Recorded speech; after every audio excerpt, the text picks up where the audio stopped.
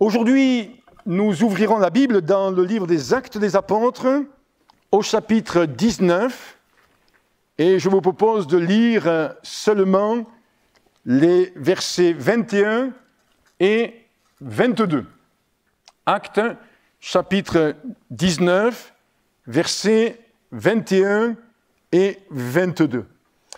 Je voudrais continuer, même si peut-être vous n'en êtes pas aperçu, de poursuivre ou de prêcher, de partager avec vous divers messages sur ce que nous avons communément l'habitude d'appeler la vie de l'Église, le fonctionnement, sa dimension spirituelle, son action, son unité, son organisation, les réunions, mais aussi la dynamique que le Seigneur peut manifester au milieu de son Église via le Saint-Esprit, puisque c'est le Saint-Esprit qui vivifie, c'est le Saint-Esprit qui donne une dynamique, qui donne une impulsion dans l'adoration, dans la louange, dans la prière, dans le témoignage, dans la communion fraternelle, dans l'étude de la parole de Dieu et bien sûr dans le service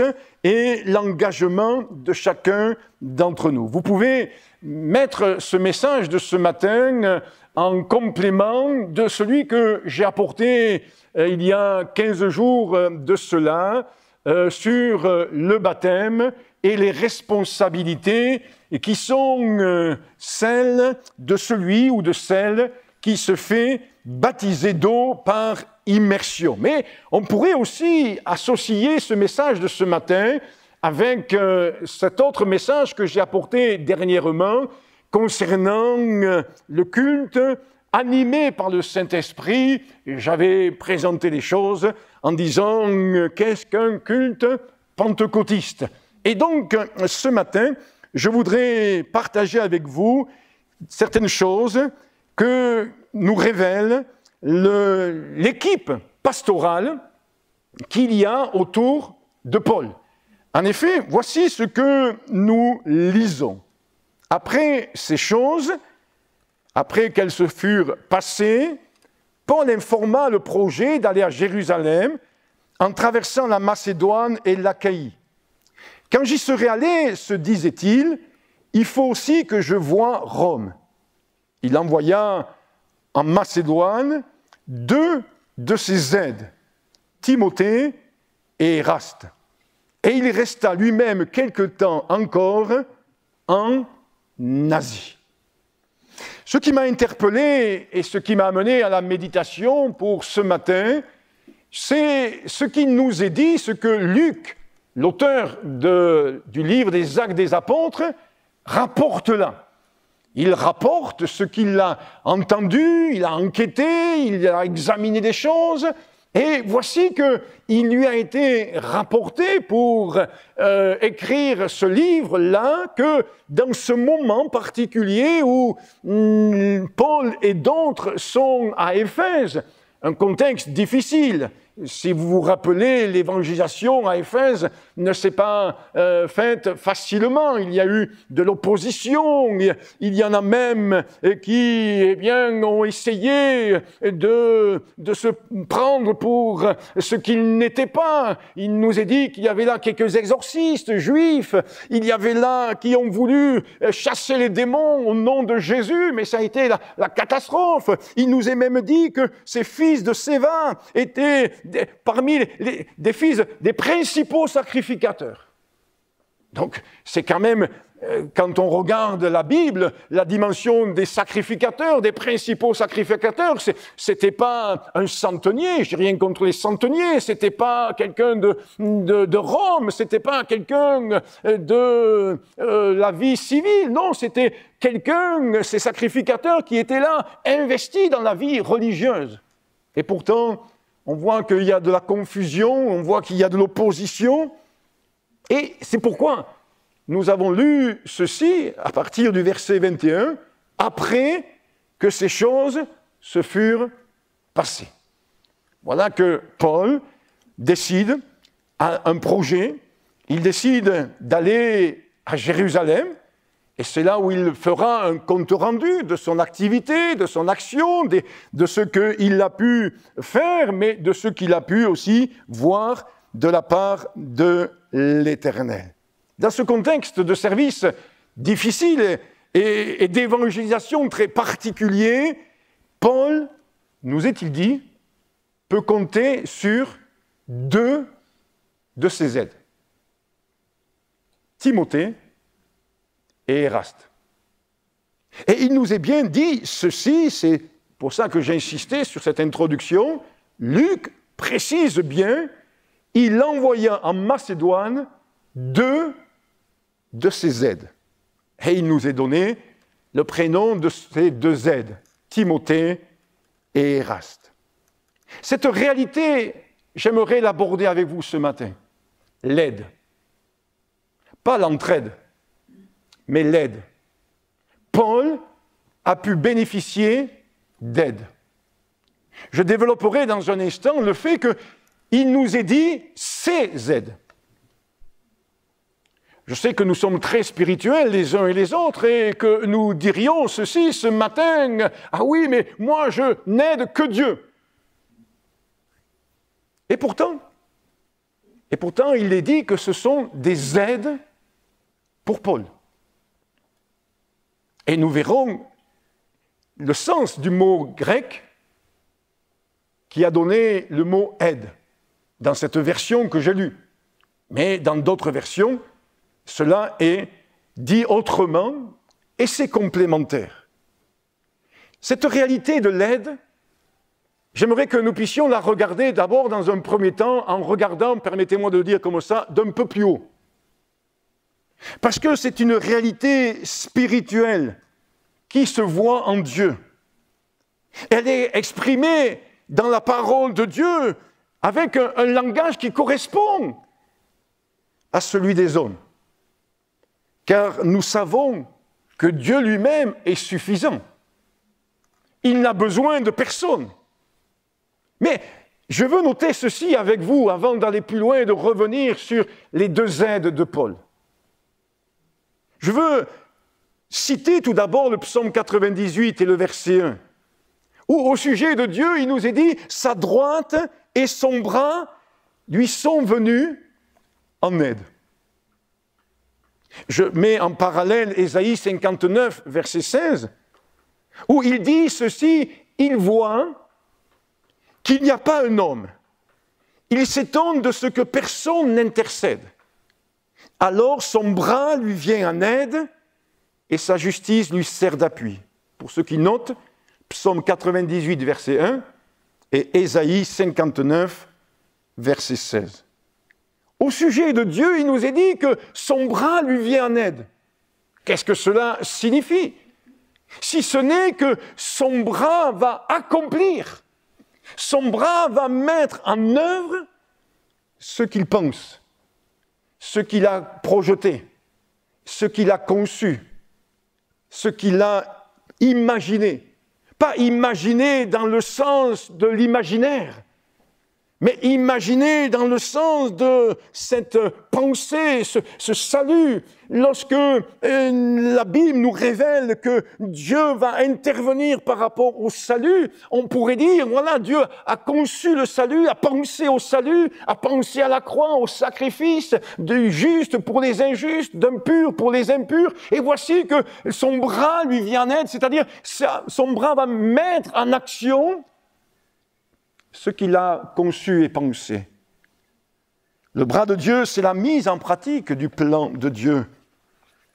Et gardons cela en mémoire pour pouvoir faire ensuite un parallèle avec ces 2 aides que Paul peut avoir. Il n'est pas question d'aide extérieure de la part de Dieu, mais d'une intervention propre à lui-même pour faire face à un besoin, à une situation. De même, Luc nous révèle la manière de fonctionner de Paul. Et nous voulons en tirer une source d'enseignement, d'instruction, voire même de mise en forme en ce qui concerne l'Église locale, l'Église ici à Ganges. Je remarque que Paul avait des compagnons. Et vous avez peut-être eu l'occasion de m'entendre prêcher sur les compagnons de Paul, compagnons d'œuvre, compagnons de captivité, etc. Mais là, il ne nous est pas parlé de compagnons, il nous est parlé d'aide. C'est le qualificatif, c'est ce qualificatif que je voudrais mettre en relief ce matin pour le développement de l'Église, la croissance de l'Église locale ici à Ganges, pour que si chacun d'entre nous qui, je le crois, avons à cœur l'œuvre de Dieu, et pas simplement le salut des âmes, mais que nous puissions considérer que oui, Dieu veut que nous soyons les uns et les autres. Comme c'est écrit pour Paul, des Timothée et des Érastes. Nous avons besoin de comprendre cela. Avant même la chute et l'entrée du péché dans la pensée humaine, voici que la Bible nous parle d'aide. Je dis cela pourquoi ? Pour que nous comprenions que ce n'est pas le péché qui a changé la manière de penser de Dieu au sujet de l'aide. Mais Dieu a établi ce principe d'aide. En effet, je veux m'appuyer sur ce que Dieu dira au sujet de cette femme, Ève, qu'il mettra aux côtés d'Adam. Il dira ceci, vous connaissez sans doute la phrase, peut-être pas la référence, « Je lui ferai une aide semblable à lui ». Semblable dans le sens d'être humain, pensant, réfléchissant, libre arbitre, concevant, ayant une conscience, une âme. Et Dieu intervient pour que Adam ait une aide. Une personne qui soit à côté de lui. L'apôtre Paul, au-delà de ce qu'il est dans son ministère, dans son service, dans son engagement, avait compris qu'il avait besoin d'aide. Et tout ministère pastoral, tout couple pastoral a besoin d'aide. Paul a eu besoin d'aide. La preuve, c'est qu'à un moment donné, dans son ministère, dans son service, il va pouvoir dire avec beaucoup de larmes et de regrets, « Tous m'ont abandonné ». Lorsque nous pouvons peut-être concevoir la vie de Paul, le service de Paul, certains disent qu'il était célibataire, d'autres veufs. Ce n'est pas un problème. Mais il avait compris une chose, c'est que quel que soit son statut, on va dire, familial, il avait besoin d'aide. Et il en a trouvé. Être côte à côte. Car lorsque Dieu va opérer ce miracle et va pourvoir à cette aide semblable à Adam, il nous est dit ceci, mais je ne vais pas développer, vous connaissez largement le texte, l'histoire de la côte. Mais cette côte nous interpelle, parce que c'est une dimension d'être côte à côté d'eux. Et c'est bien cela, être une aide.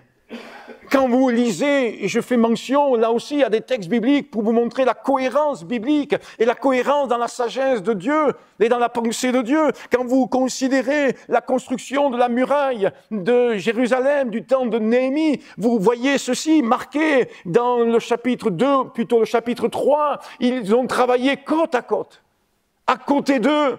À côté d'eux. Et c'est comme ça que la muraille a été construite très rapidement. Ce n'est pas des travailleurs isolés. Ce n'est pas chacun fait briller sa petite lumière dans son coin. Mais il y a là une dimension d'aide.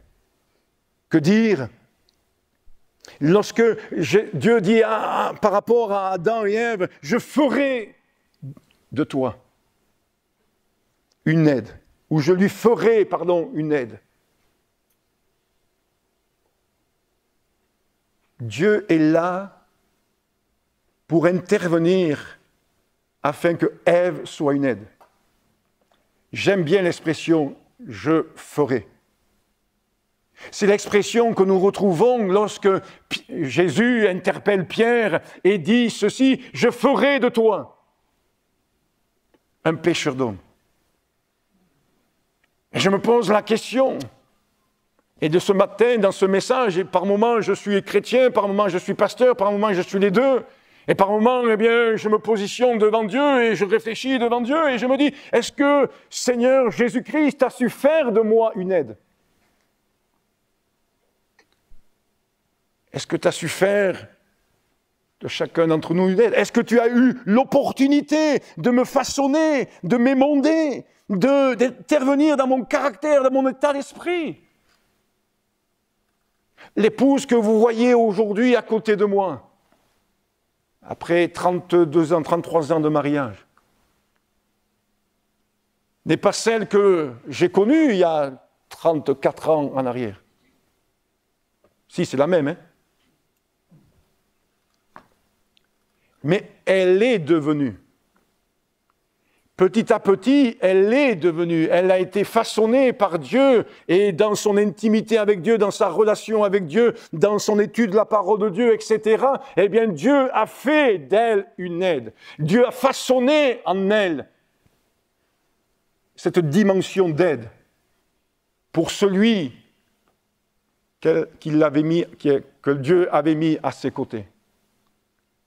Et même si c'est peut-être pas écrit noir sur blanc dans la parole de Dieu, je veux considérer, parce que quand même c'est marqué dans la parole de Dieu, que pour moi aussi, Dieu a dû me façonner, Dieu a dû m'émonder, Dieu a dû me former, Dieu a dû faire de moi une aide pour elle, une aide au moins spirituelle, une aide, eh bien, oui, en tant que chef du foyer. Et je me suis posé la question tout au long de cette semaine, est-ce que nous acceptons que Dieu nous façonne pour que nous soyons des aides? Reconnaissons que nous préférons être aidés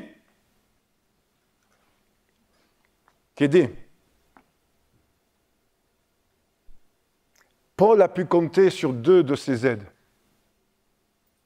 Se laisse entendre que s'il a choisi là, Timothée et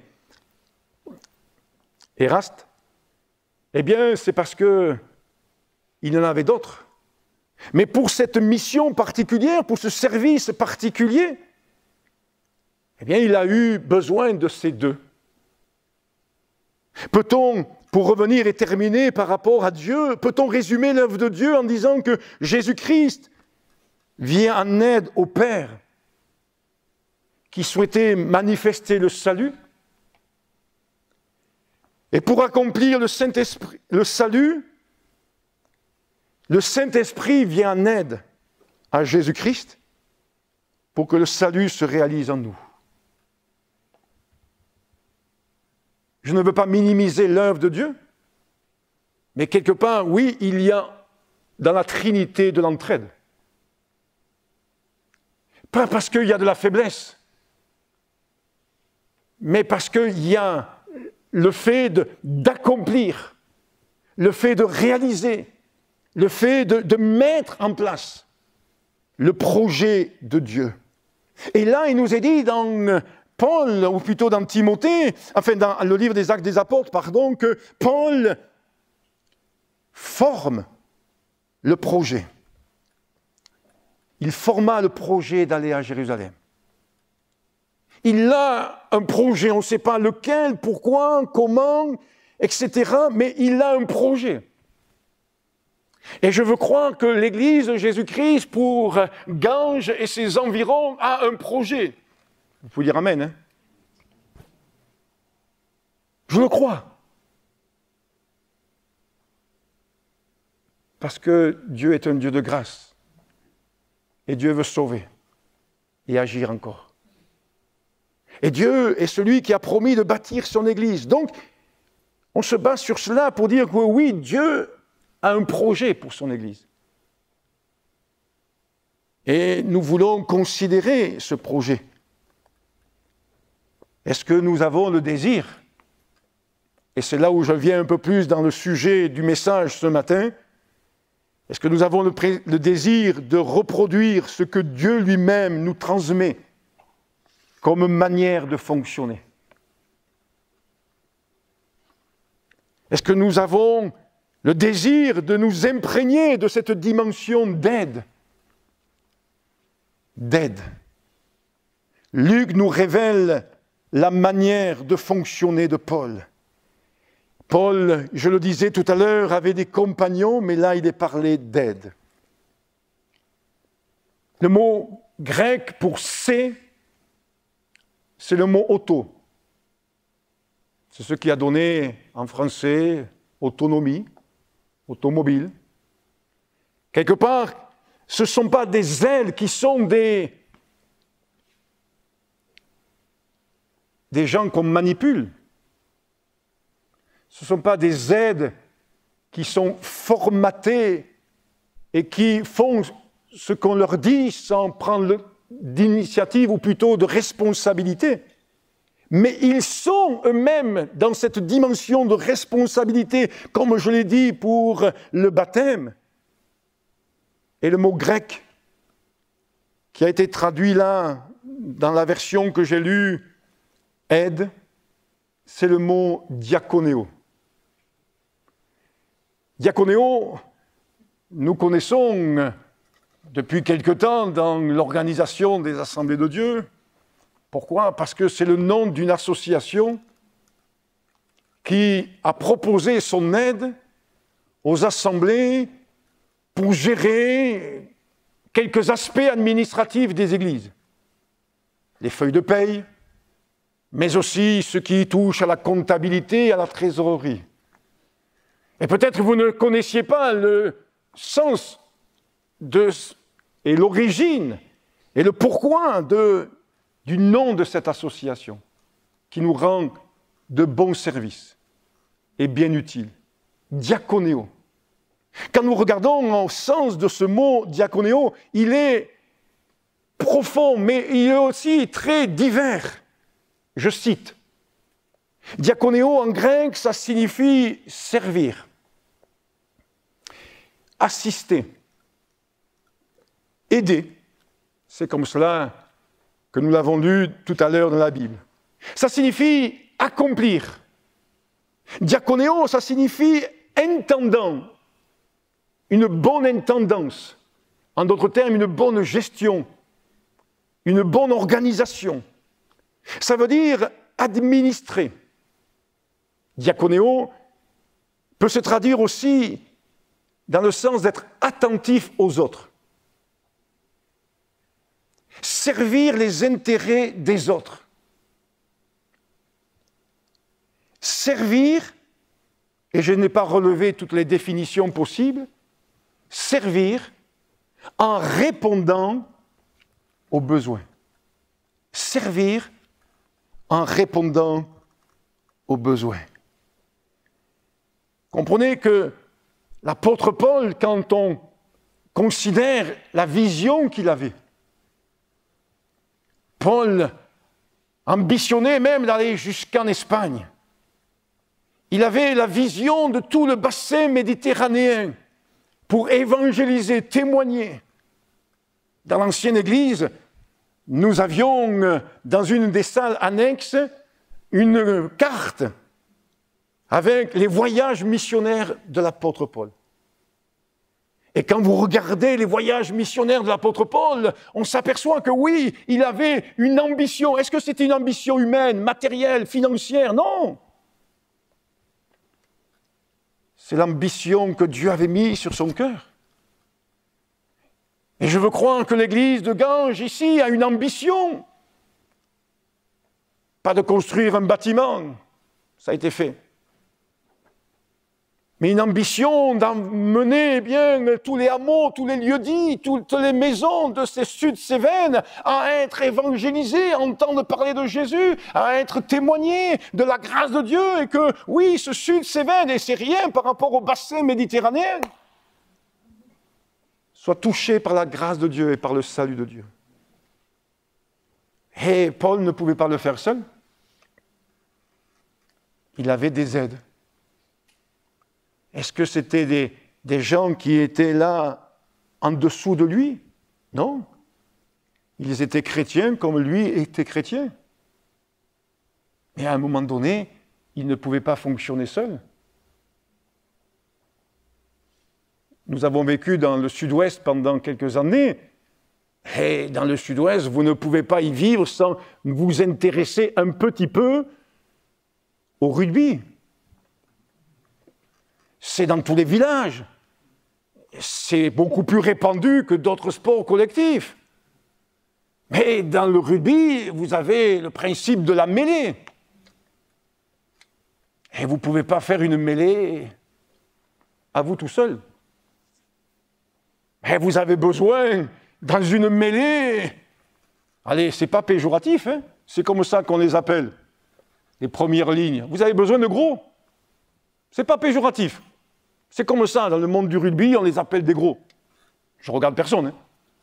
Mais c'est comme ça. Et on met les premiers là, la première ligne. C'est comme ça.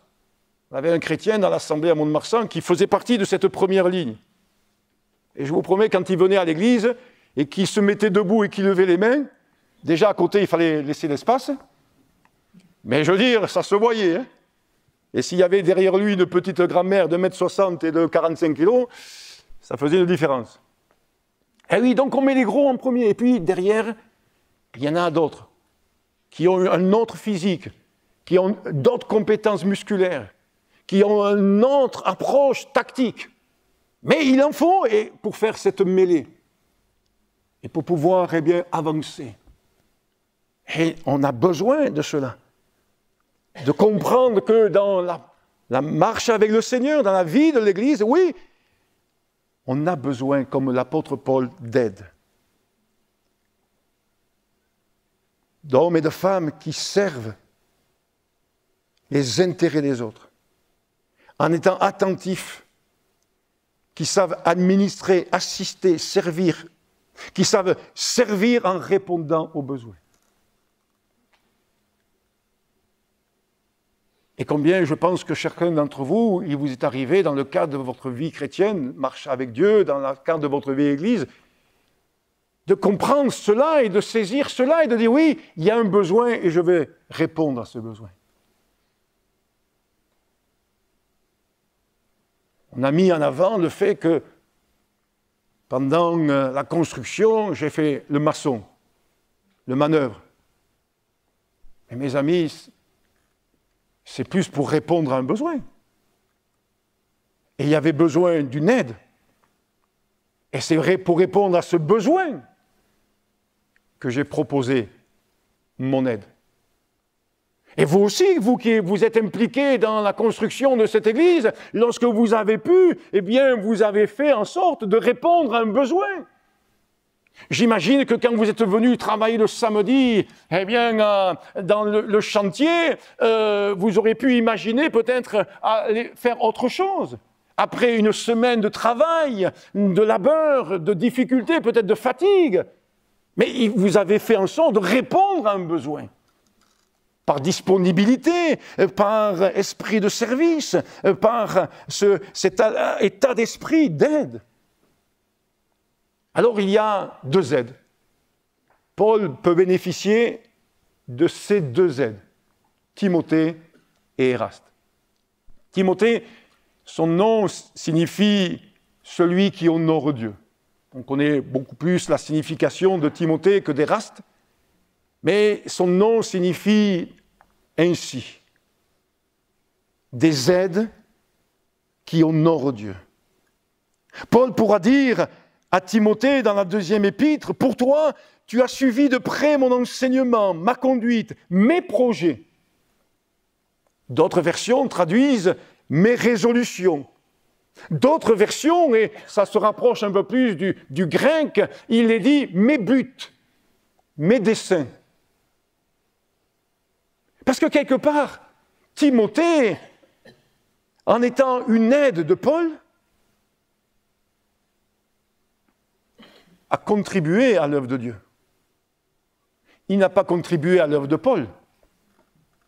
Il a contribué à l'œuvre de Dieu. Car le projet de Paul, c'était le projet de Dieu. Et Paul n'a fait que essayer de mettre en place le projet de Dieu concernant l'Église, et concernant la mission de l'Église, concernant l'édification de l'Église. Repensez quelques instants, alors que vous êtes là, à participer à ce culte.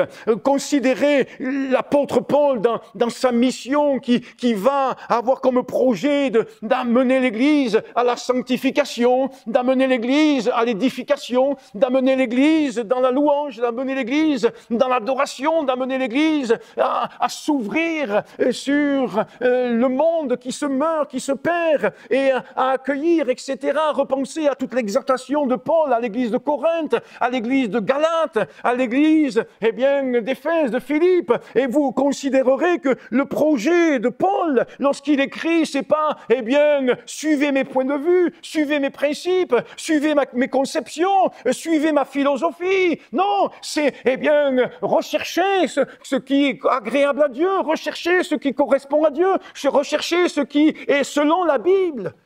Et l'Église doit être l'appui, la colonne de la vérité. Et c'est ça la bénédiction. Et c'est ce que Paul va transmettre, entre autres, à Timothée. Je répète, Paul dira ceci: tu as suivi de près mon enseignement, ma conduite, mes projets, ma foi, etc. Timothée, un homme qui honore Dieu, un homme qui a des valeurs morales agréables à Dieu. Et puis il y a Éraste. On connaît moins la signification de son prénom. Éraste signifie beau, aimable. C'est beau, hein? Vous êtes des Érastes, des gens beaux, aimables. Oui, parce que nous sommes beaux en Christ. Vous pouvez dire Amen, hein? Eh oui, gloire à Dieu. On est beau en Christ. Parce qu'il y a la nature de Christ en nous. On est aimable en Christ. Parce qu'il y a l'amour de Dieu en nous. Et Éraste est devenu non seulement cet enfant de Dieu, mais il est devenu cette aide pour l'apôtre Paul. Moins connu que le premier. Mais est-ce que le but, c'est d'être connu? Non. Non. Et ce qui m'interpelle, c'est que, je vais vous parler de Luc, l'auteur du livre des Actes des Apôtres. On ne sait pas ce qu'ils ont accompli comme aide. On ne sait pas. Bien sûr, ils savaient sans doute ce qu'ils devaient faire. Ils ont été missionnés. Il nous est dit que Paul les a envoyés. Ils auraient pu dire: ah non, nous on attend que Dieu nous envoie. Mais non, c'est Paul qui les a envoyés. Bien sûr, il y a une dimension que je passe rapidement, mais que je souligne, de soumission, d'autorité, de prise en compte de l'autorité spirituelle dans le cadre de l'Église à l'époque. Éraste, bien sûr, nous comprenons que cette beauté, elle est spirituelle. Et nous savons par la Bible qu'ils sont beaux les pieds de ceux qui annoncent l'Évangile. Et il y a une beauté à marcher avec le Seigneur Jésus-Christ et à faire jaillir de nous cette beauté. Pourtant, la Bible nous dit qu'au sujet de Jésus, il n'avait ni beauté, ni éclat. Quel paradoxe! Eh oui, quel paradoxe il y a entre les raisonnements humains, les conceptions humaines, la pensée de ce monde, l'esprit de ce monde, et de notre côté, la pensée de Dieu. La manière dont Dieu veut nous amener à concevoir les choses et à voir les choses. La base de toute chose, lorsque nous sommes en Dieu, c'est d'être aimable, d'aimer. Et c'est ce que Éraste pouvait exprimer, une beauté d'âme, dans le cœur, dans l'esprit, dans la pensée. Quelle grâce! Mais on s'aperçoit que dans la Bible, il y a de nombreux autres exemples. Et je veux juste mentionner pour votre méditation personnelle d'autres aides dans la Bible, sans vouloir m'éparpiller et sans vouloir aller de la Genèse à l'Apocalypse, mais à bien rester concentré sur ce passage du livre des Actes des Apôtres. Mais Aaron et Hur ont été eux aussi deux aides pour Moïse. Lorsqu'ils ont tenu les bras de Moïse. Mais il n'y a pas que Aaron et Hur qui ont été là deux aides pour Moïse. Parce que, dites-moi, si en haut sur la montagne, il y avait donc Moïse, Aaron et Hur, seulement. Oui, dans la prière, dans l'intercession, dans l'aide, voire l'entraide, dans le soutien. OK. Mais l'ennemi en bas, il fallait bien s'en occuper. Il fallait bien qu'il y en ait qui prennent l'épée, l'équipement spirituel, l'équipement militaire, et qui combattent. Qui était le plus important? Qui était le plus grand? Eh bien, moi, je dis personne. Aucun. Aucun. Si on veut mettre au feu, faire un focus sur Josué et l'armée, mais qu'est-ce qui se passe? On s'aperçoit que quand Moïse, Aaron et Hur n'ont pas les mains levées, ils sont dans la défaite. D'accord?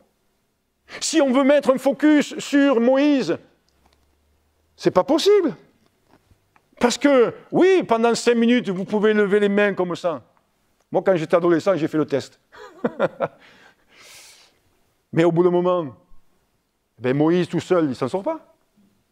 Il baisse les bras. Et le pasteur qui veut lever les bras, eh bien, constamment, mais au bout d'un moment, eh bien, s'il n'a pas d'aide, il baisse les bras. Et Aaron et Hur, eh bien oui, ça a généré de leur fatigue. Qui était le plus grand? Eh bien, la Bible nous dit que l'Éternel accorda une victoire au peuple d'Israël. C'est lui le plus grand. C'est lui qui donne la force. C'est lui qui donne la révélation. C'est lui qui donne d'être l'entraide et l'aide. Et c'est l'Éternel qui accorda la victoire au peuple d'Israël à ce moment-là. Que dire de ce personnage dans la Bible qui aussi a un prénom qui a une signification similaire à diaconéo? C'est Esdras. Esdras, son prénom signifie secours, aide, assistant. Alors là, pareil, mais je ne veux pas trop développer. On pourrait parler de ses contemporains d'Esdras, que sont Néhémie, par exemple. Mais Néhémie, il s'en serait sorti tout seul? Non, tout à l'heure, je vous ai fait mention qu'il a eu besoin d'hommes et de femmes, de jeunes filles, même d'orfèvres et des gens qui n'étaient pas du métier de la pierre pour pouvoir, eh bien, relever cette muraille. Et ils ont travaillé à côté d'eux, à côte. Et Esdras a fait partie de ces personnes. Que dire des 12 et de celles ou de ceux qui accompagnaient Jésus? Jésus a fait le miracle de la multiplication des pains et des poissons, mais qui a distribué le pain et les poissons? Eh oui. Et nous voyons ainsi que l'aide est une dimension spirituelle que Dieu veut nous accorder à chacun d'entre nous et nous permettre de pouvoir, eh bien, être dans cette association. Dieu est là pour nous aider. Dans Luc au chapitre 8, verset 3, il nous est dit même que les 12 étaient auprès de Jésus ainsi que diverses femmes qui l'assistaient, qui aidaient Jésus, qui l'assistaient de leur bien. Eh oui, Dieu a besoin de tous. Et je veux donc terminer, puisqu'il nous est dit deux de ces aides. Je l'ai laissé entendre il y a quelques instants. Le texte laisse paraître et entendre qu'il y en avait certainement d'autres. Mais pour cette mission, il prend et il choisit Timothée et Éraste. Je l'ai mentionné tout à l'heure, Luc ne mentionne pas pour quelles raisons ils ont été missionnés. Parce que ce qu'il veut mettre en avant et ce que l'Esprit de Dieu veut mettre en avant au travers de ce texte, c'est la disposition. C'est la disposition qu'il y a chez deux serviteurs, ces aides. Est-ce que ce sont les plus spirituels ? Non, nous ne pouvons pas interpréter les choses de cette manière-là. Mais nous croyons que c'est les deux qui collaient, qui correspondaient exactement pour répondre au projet de Paul, aux besoins de Paul. Dites-moi, lorsque Jésus prend 3 de ses disciples sur les 12 pour aller sur la montagne, il prend Pierre, Jacques et Jean. Permettez-moi de vous donner une des raisons pour laquelle Jésus a pris Pierre, Jacques et Jean. Vous l'interprétez ensuite à votre manière. Cependant, moi je crois que Jésus savait de quelle manière, ou Dieu savait de quelle manière la Bible allait être constituée. Le canon biblique. Et le canon biblique du Nouveau Testament, il est constitué des évangiles, des épîtres et de l'Apocalypse. Certes, il y a Paul qui a écrit des épîtres, mais on comprend très bien lorsque nous étudions ensemble l'épître aux Romains pourquoi Paul a une si grande importance pour que toute l'humanité comprenne que Jésus est venu pour les Juifs et les non-Juifs. Mais ensuite, quels sont les autres qui ont écrit les épîtres ? On a Pierre, Jacques et Jean. Et je pense qu'une chose, bien sûr il y a Jude aussi, il y en a d'autres. Je pense que la vie de ces 3 hommes, Pierre, Jacques et Jean, qui ont accompagné Jésus sur la montagne de la Transfiguration, ont été marqués d'une manière particulière. Et cela a contribué qu'ils écrivent pour l'édification de l'Église du 1er siècle et pour l'Église de Jésus-Christ pour le reste du temps. Oui, il nous est dit ceci. Et Paul les envoya. Et ils ont été tous les deux, pour reprendre ce que je disais par rapport à Dieu, en début de message, ils ont été les bras de Paul. Ils ont été la continuité de Paul. Ils ont pu communiquer ce que Paul voulait. Ils ont apporté le service que Paul voulait rendre, mais qu'il ne pouvait pas. Parce qu'il ne pouvait pas être partout. Est-ce que nous pouvons faire rapidement le parallèle avec le fait que, oui, le Seigneur veut que nous soyons des ambassadeurs de Christ.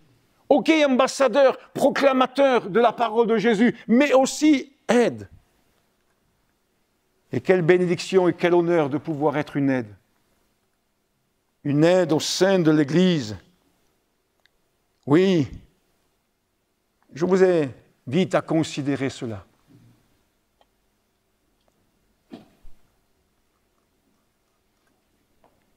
Et nous avons besoin de ce style d'aide dans l'Église et dans le ministère pastoral. Paul leur faisait confiance. pour leur droiture, pour la transmission de ce qu'il leur confiait, pour communiquer ce qui devait être communiqué. Paul leur faisait confiance parce qu'il savait que même si lui ne serait pas présent,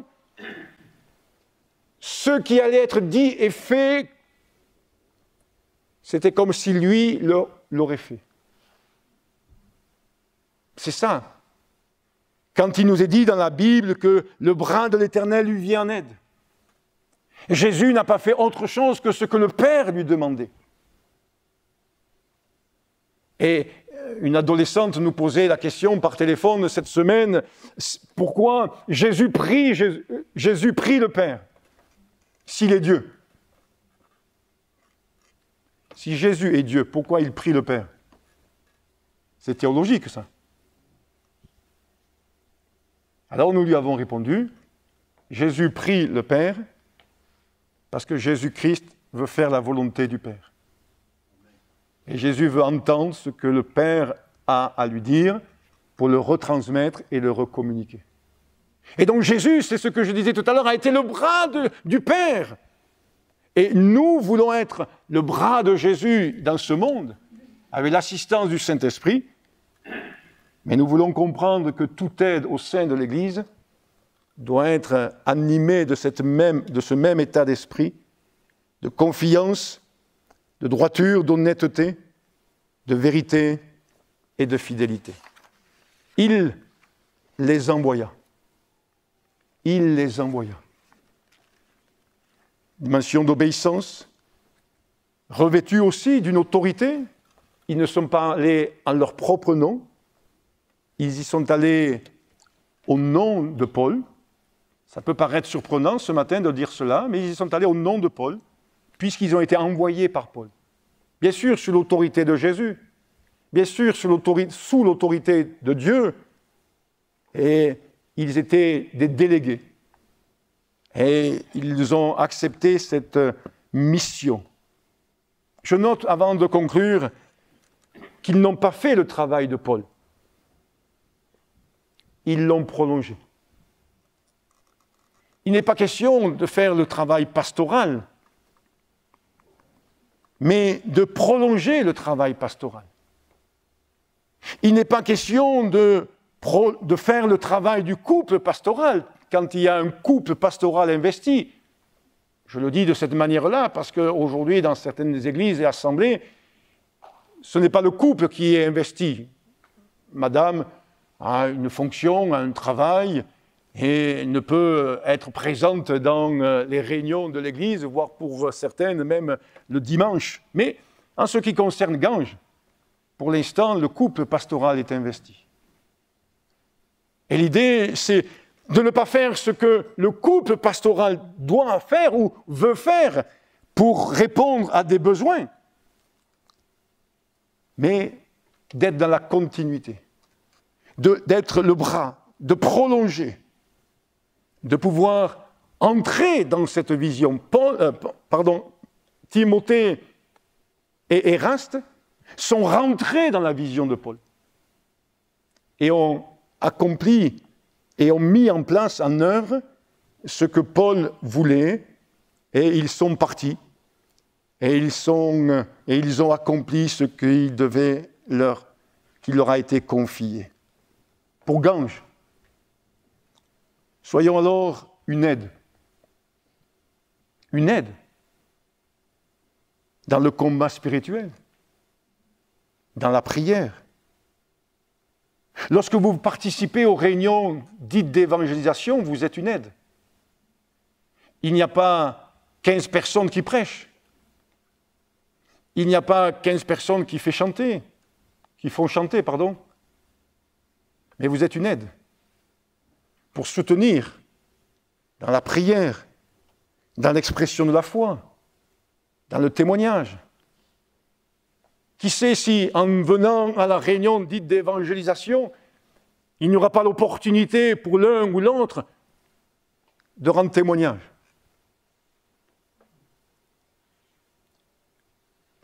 Ou de s'associer au pasteur. de prier. Combien de fois nous avons eu des réunions d'évangélisation dans les églises où nous avons servi Dieu, où il y a eu des manifestations occultes.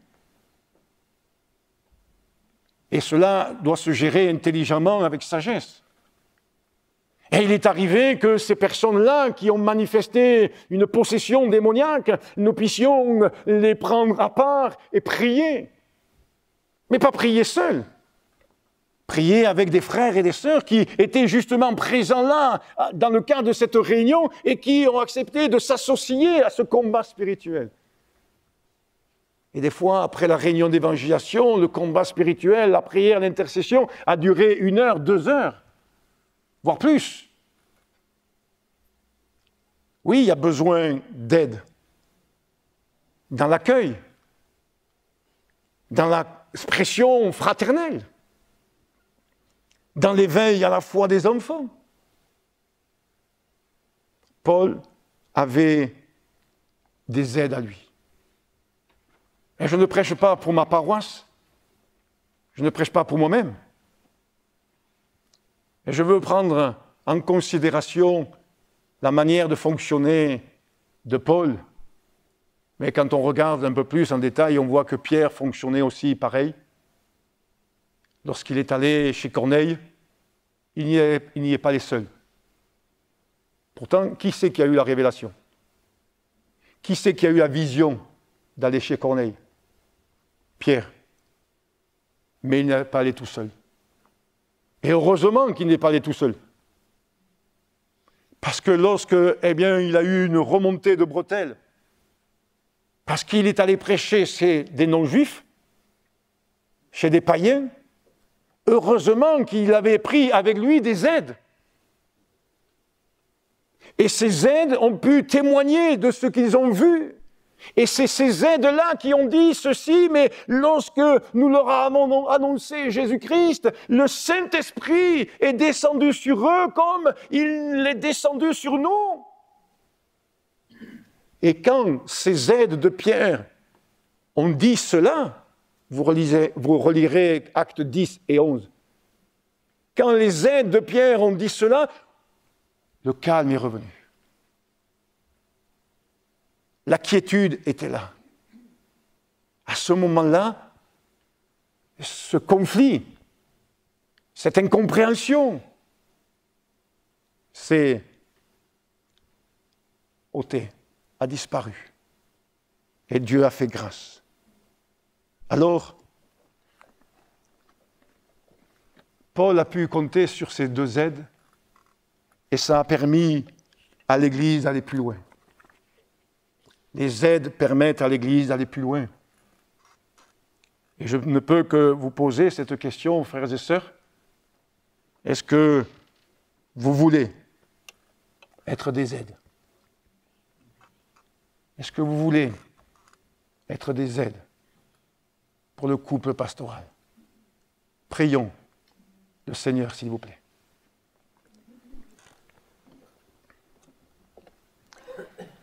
Te remercions, Jésus, parce que tu nous fais participants. Participants non seulement de ta grâce, de ton salut, mais participants les uns et les autres de ton œuvre. Aide-nous, Seigneur, à être les uns pour les autres des Timothée et des Érastes, nous aidant les uns et les autres, nous accordant les uns et les autres cette aide qui nous permet d'aller de l'avant, de progresser, de grandir. Seigneur, merci pour ces exemples qui sont mentionnés dans la Bible et qui sont pour nous la base, le fondement d'une Église épanouie, d'une Église croissante, d'une Église qui se développe. Seigneur, merci pour ta bonté. Merci pour ta fidélité. Amen.